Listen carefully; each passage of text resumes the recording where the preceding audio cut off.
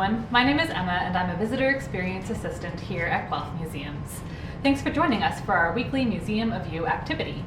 This is a weekly series of videos where we imagine that people 100 years from now want to see a museum exhibit all about you. Over the next 6 weeks, I'll show you how to collect objects, stories, and photographs to help you make your very own museum exhibit all about you. When you hear the word museum, what do you think about? Do you think about dinosaurs, or maybe people showing you around in old clothing? Do you think about buildings full of displays of old objects?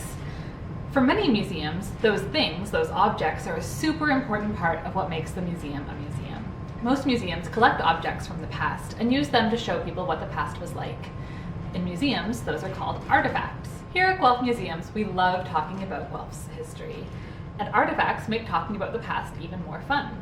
For example, what if I told you that this was a kid's toy that people used to play with? Does this look like a toy that you would play with? Could you even figure out what it does? Here's how it works. See, when I spin it, like that, the pictures on each side blur together so fast that it looks like one picture together. What does something like this tell us about how kids used to have fun? Do you think they had TV if this is the kind of thing that they used to play with?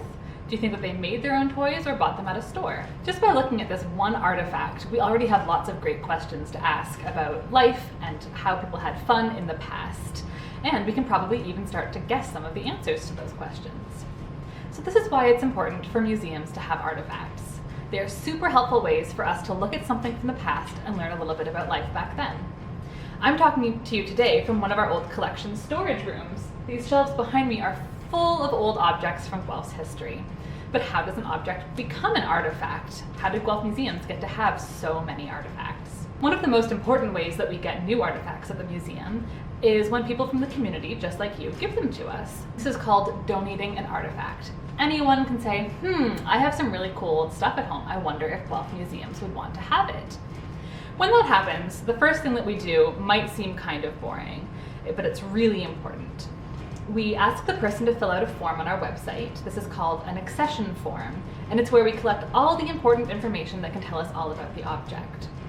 This is really helpful because sometimes the person who gives us an object is the only person who knows what it does or how it works, and we need them to explain it to us or we won't know how it works. For example, if you looked at this object, would you know what it is? Because someone explained it when they donated it to us, we know that it's a mustache cup. This part of the cup here was meant to protect someone's mustache from getting soggy when they drank their tea, and we know that because they told us on their accession form. So far, I've talked about old objects, and often that's what people think about when they go to learn about artifacts in a museum. We go to museums to learn about history and things from the past, right? Well, at one point, all the old things that I've been telling you about were brand new. Someone made them or bought them in a store. A lot of the things that we have in our artifact collection probably didn't even feel all that special for the people that had them because they were just part of their normal everyday lives. What makes them really special for us is that it helps us contrast what was normal for them versus what was normal for us today. But an object doesn't even need to be old to be an artifact. In fact, everything in your house or classroom could be an artifact. If you were to hop into a time machine and travel 100 years into the future, I bet you could go to a museum and they would be explaining things like baseball caps and washing machines and iPhones. And everyone at the museum would probably think they were funny old things. Can you imagine that? So today, we're going to take the first step in making an exhibit all about your life in the year 2021. We're going to imagine that you're going to put your exhibit into a time machine and send it way into the future. And then, when people in the future see your exhibit, they'll understand a little bit more about life in the year 2021. To start building your exhibit, it's time to choose your first artifact. We'll put in more artifacts in a few weeks, but for right now, we're going to focus on artifacts that will help show kids in the future what it's like to be a kid in the year 2021. And that means we're going to choose a toy or a game. So you choose your very, very favorite toy or game. Think really carefully about that. You'll want to choose something that you think a kid 100 years from now might find interesting or surprising or kind of weird. The whole point of this is to use this object to teach kids in the future about what life today is like. Once you've chosen your artifact, it's time to fill out your very own accession sheet. There's a worksheet on our Museums Everywhere page and also linked to on this video that you can print off and fill out, or you can simply write your own version on a blank piece of paper. I'll walk you through how to fill it out. First, write the date. This is really important so that when someone looks at this in the future, they'll know when your artifact is from.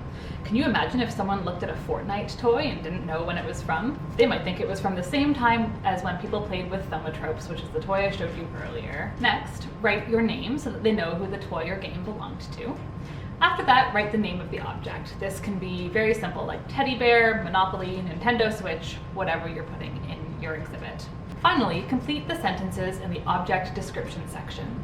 Remember the toy we looked at earlier? We wanted to know how it worked and why people used it. That's the kind of thing you can write about your object. Once you've filled out your worksheet, turn your page over and draw a picture of your artifact as well. That's another great way of recording a little bit of information about the artifact that you've chosen. Well, that's it. Hang on to your artifact collection sheet because in a few weeks we'll be using that along with a couple other things to help make your Museum of You exhibit. Until then, keep joining us each week for more Museum of You activities. They're all going to become part of your exhibit. And in the meantime, we'd love to see what toys and games you choose to be part of to be your artifacts. Have an adult post a picture of your artifact along with your accession sheet on social media and tag @Guelph Museums so we can see what you're collecting. Also, if you want to try making your very own thaumatrope, definitely tune in tomorrow for our craft video where you're going to get a step-by-step guide on how to do that. Thanks so much for joining us today and see you next week.